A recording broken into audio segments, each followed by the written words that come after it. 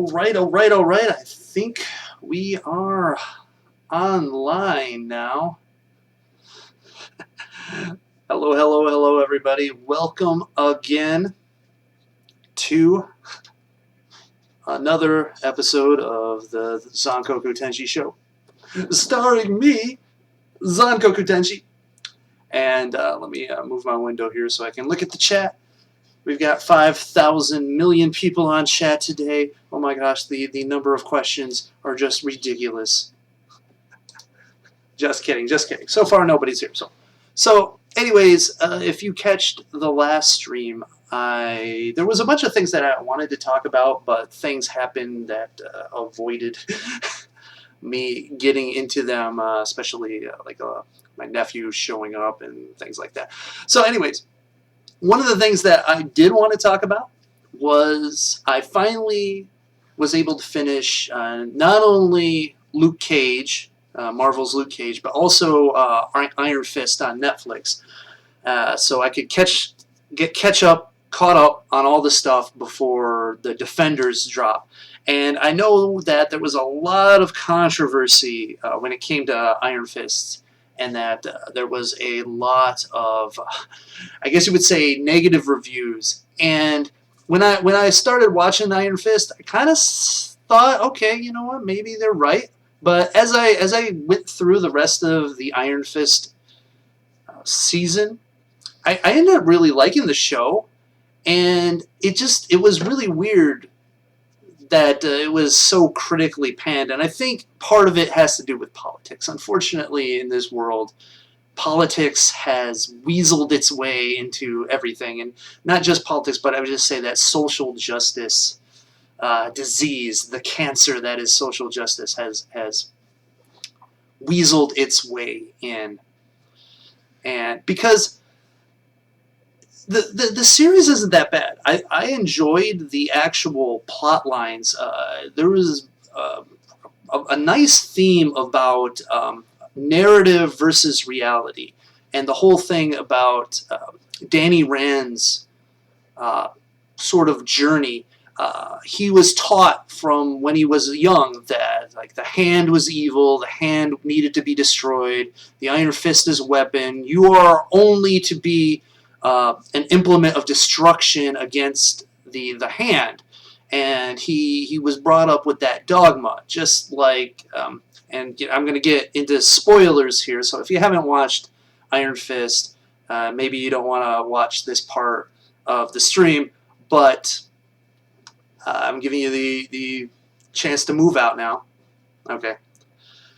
But what's her name? Connie, I believe, is the name.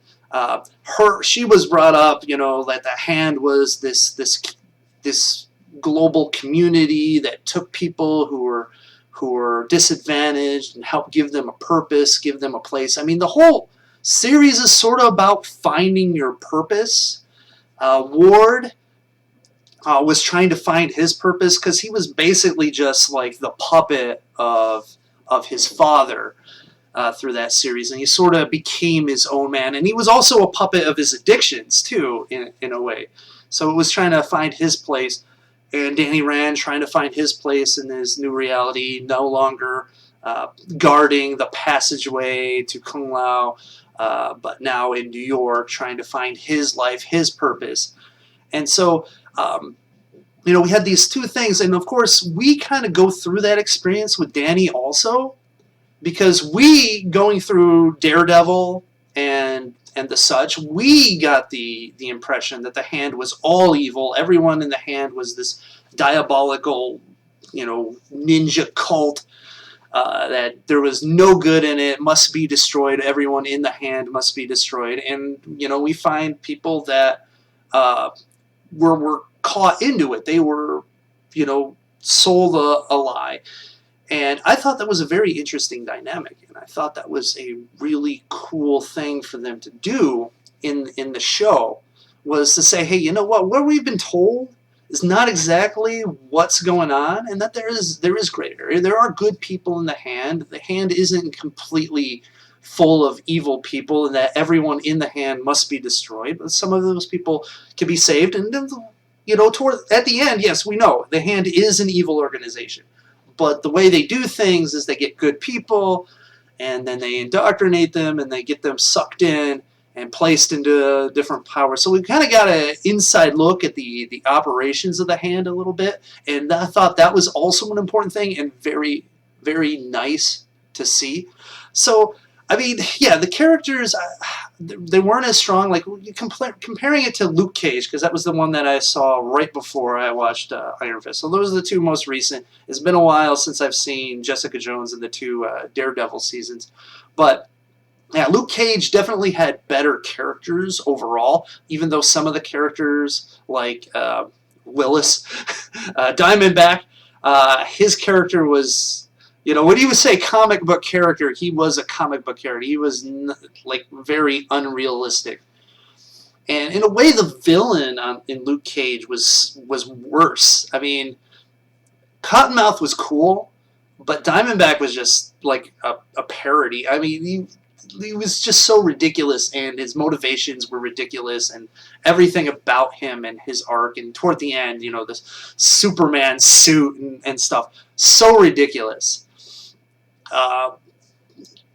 Comparing that with Iron Fist villains were a lot more devious. I mean, Bakuto was just, a guy that you thought you could trust, and he was, and it shows like, the different types of the entities within the Hand, because you have Madame Gao, which is, I'm just gonna kill you or beat you into submission and use fear to control you, while Bakuto come at you like a friend and try to be, like, oh no, we're peaceful, we're gonna coexist, we're gonna help each other out, we're gonna have quid pro quo, you scratch my back, I scratch your back, and that's how we're it's the carrot and the stick approach, and Madame Gao's the stick, and Bakuto is the carrot, and if the carrot doesn't work, then he breaks out the stick.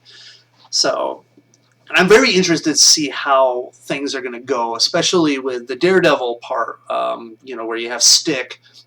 Speaking of Stick, how his group is related. Are they related to Kung Lao? Do they know about the Iron Fist? Is that one of the things, or is it going to be like a separate group that is against the Hand?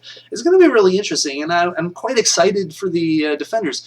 I know one of the other complaints was that the action wasn't as great, like the Kung Fu wasn't... on par. I mean, in a world where we have the Raid and Ip Man, it's kind of hard to expect every actor to be able to pull off some of the crazy stuff, and I think they did a good enough job. I thought the fights were interesting, especially the Drunken Master fight. I thought that was the best fight of the series. But I didn't find myself going, oh my god, these are horrible. I enjoyed them. I enjoyed them for what they were. And now we bring ourselves to that gorilla in the room, the 800-pound gorilla in the room. It's an expression, people. It's an expression. And that is the whitewashing thing, which is not even a case, because in the comics, apparently, I'm not a big reader of the comics, but Danny Rand was a white guy. He was a white guy. He was the son of rich business people. Gets into a plane accident. He gets found by monks who teach him kung fu. So I mean, I don't see how that's whitewashing at all. I mean, I hear people talk about, no, it should have been an Asian actor. There's all this talk about like, oh, it was really weird how like the white guy was teaching the Asian girl how to kung fu, how to center her chi and stuff like that. Which, I mean, there is a situation in life, if you go to like a martial arts school, that you could have a sensei, a headmaster, if you will, who's white, who may end up teaching Asian children. And that's not going to be weird, because the person with the most skill should be the one teaching the class. I mean, isn't that how it's supposed to go? And I just think it's kind of a ridiculous sort of like picking at straws saying like, look, I have to find something to hate about this because it's not exactly the way that I wanted it to be.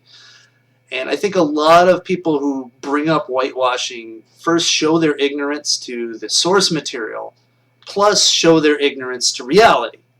It's like, oh, if the person's an Asian actor, of course they should be a kung fu master, they should be a karate master, they should know all the martial arts, right? I mean, that's racist to think that, oh, we're just gonna get what's his name, who played in the Hangover movies. I can't remember his name, but he's actually a doctor. He's actually a real life doctor. But to have him play Danny Rand and then have to edit his fighting sequences, because I'm sure he probably doesn't know kung fu or karate. I mean, if he does, my apologies, but just to assume because he's Asian that he knows karate, that's racist. And I think the reviewers are showing their biases and their racism, their prejudices, by suggesting something like that. And it's ridiculous. Like I think Danny Rand's character, and I think a lot of people have a problem with, even regardless of who he was, who played him, the way he was written, I think a lot of people were turned off because he was very childish. But I think that was done on purpose because he's a kid. I mean, he never really grew up. I mean, he was trained, but I don't think they ever had him grow up to be like, a person. They trained him to be a weapon. And so he's still essentially in his mind, he's still a kid. He never really got any kind of regular people development. And you kind of see that in the series, and the way he acts, and the ways, it's like, yes, I'm the Iron Fist. I am never defeated. Things like that. The way he reacts, he's kind of learning, and he's kind of like the kid character. And I thought that was also an interesting take, and I found it to be compelling. I mean, the first part of the series, yes, it went slowly. I liked the sort of, how's he going to prove who he is? And the way they did it was kind of like a cop-out. It was almost like a Deus Ex Machina moment. And yeah, that was poorly done. There was some things that were poorly executed. But overall, I liked that, that dynamic. I liked him going after the hand. It definitely got stronger as it went. And when it finished, I was sad because I wanted more. And that's a success. If it finishes and you're relieved and you're glad it's over, then it's a failure. But if you watch it and it goes, well, I want some more, then I can't see it as being a huge disappointment or a failure. I have to view it as a success. And I want to watch more. I'm excited for Defenders. And because of that, Iron Fist was a success. And yeah, it had problems. It was... the execution was pretty bad. However, there were characters that I really liked. I liked the character. Oh, what was it? Harold Meacham. That guy, that actor, his voice. I just loved that character. And going into a spoiler again, when he died, I was pissed off. I was angry. But then when he came back out of the swamp, I was like, yes, yes.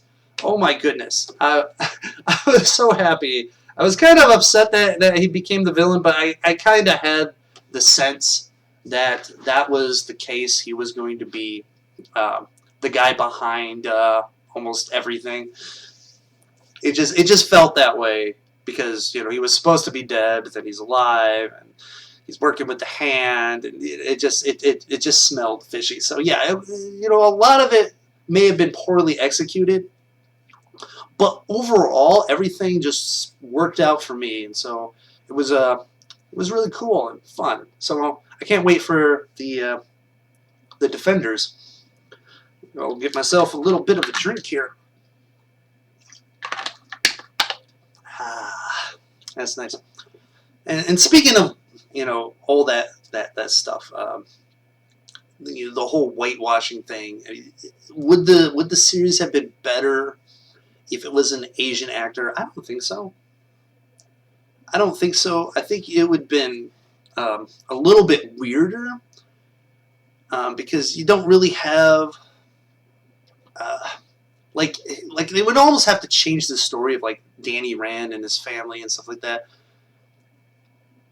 because I don't know. I think it works better if he's a petulant child of a rich family who didn't have really the humble beginnings, and him just kind of learning to adjust to different worlds. I guess that would work better than if he was just like some, like orphan child who was found. Because I think they would have reworked the character's beginning story if they changed his race, and I don't think that was necessary. And the show itself was diverse enough. I mean, like, I just don't know what they want. I mean, like, it's like you're gonna complain that Tony Stark's a rich white guy. It's crazy. It's kind of stupid. I mean, the whole thing with Ghost in the Shell and everything else that's been going on. I find it to be rather silly because it seems like for a lot of it, it seems like that the people who are having problems are not necessarily the minorities that are supposed to be getting the parts, I guess, technically, but it's liberal white people that are doing the outrage talk for the most part.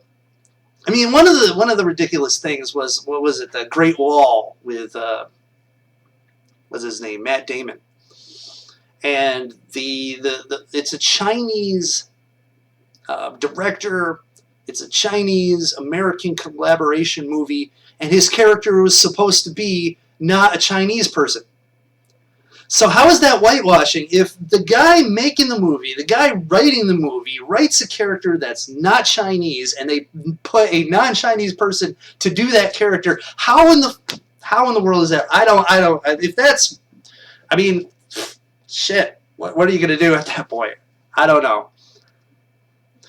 21 Pilots done. Hello, man. Oh, hey, what's up, 21 Pilots? Welcome to the stream. So, anyways, yeah, I didn't have enough time to talk about that, and I really did want to talk about Iron Fist because I really thought it was an enjoyable show. And yeah, sure, it wasn't the best of the Marvel ones, but dang it, it was still good. It was still fun. So, I don't know. It's really weird.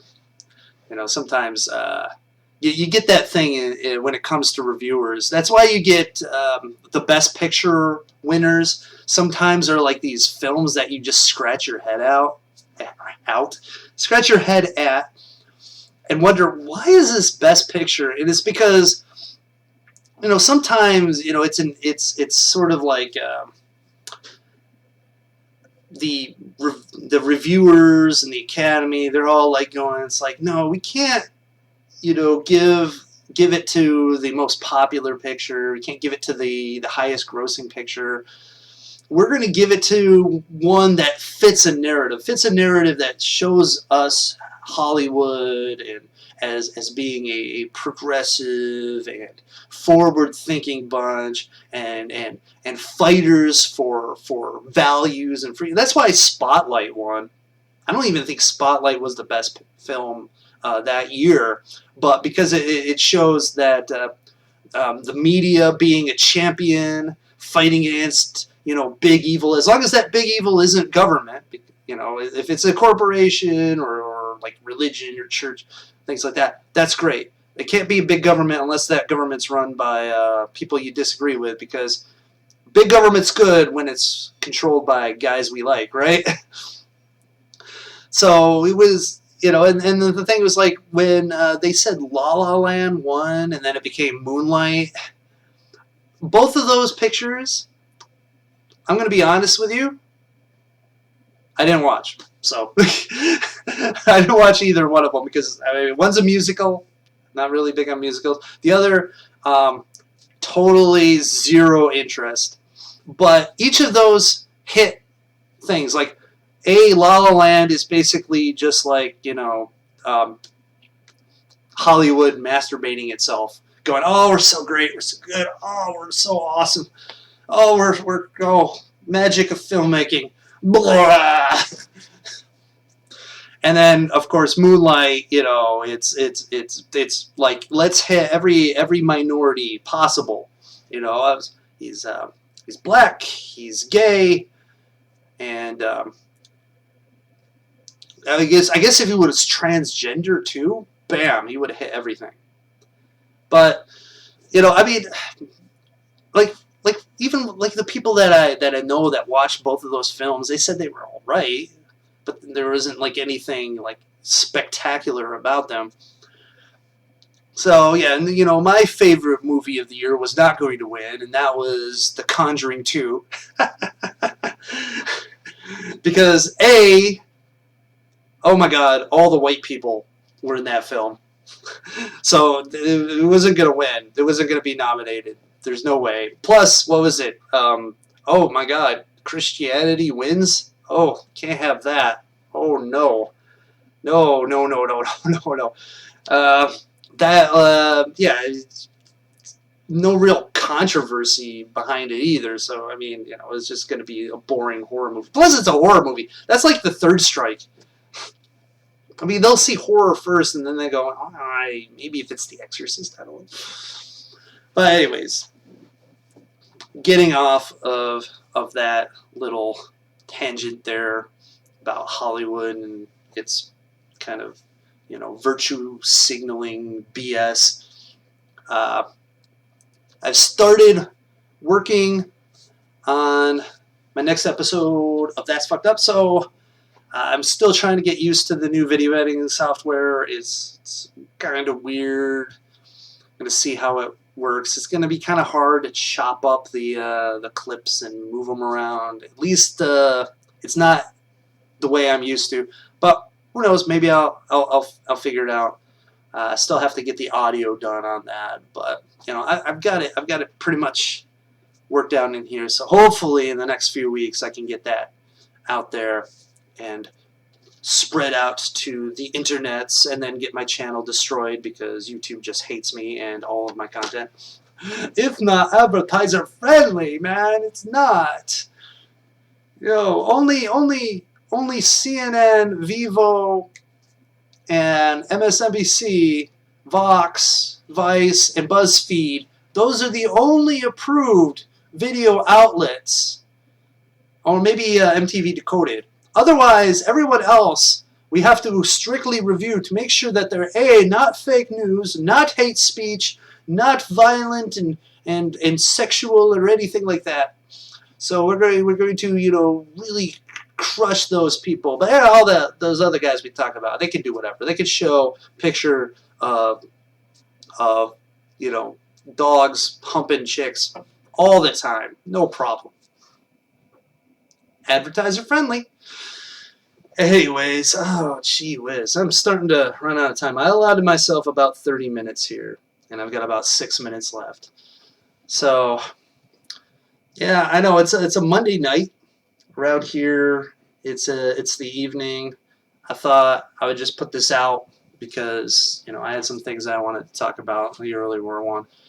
Though I do think I'm going to do one on Friday too. So if anyone's watching this later wants to get in on the stream for Friday, expect that. It's probably going to be more in the afternoon though, so don't mess with any of my other stuff.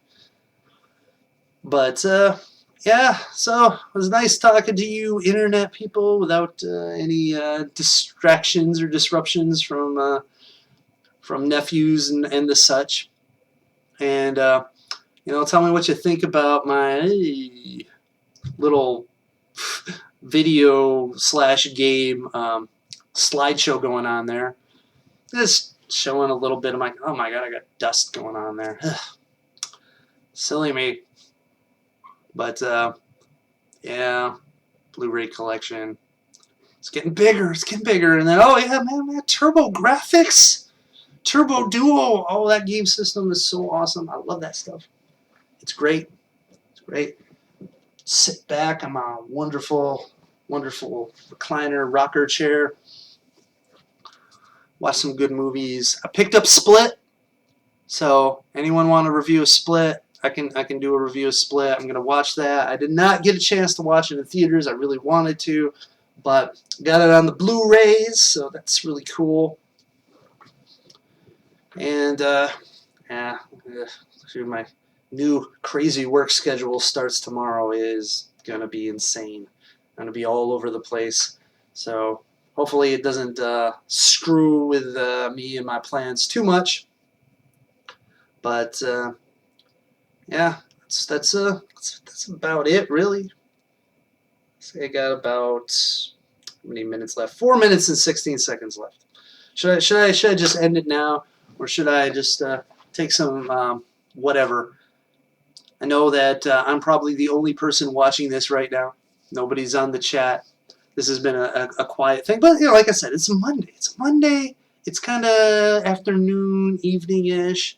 Who's out there watching YouTube at this time except hopeless losers? Oh man.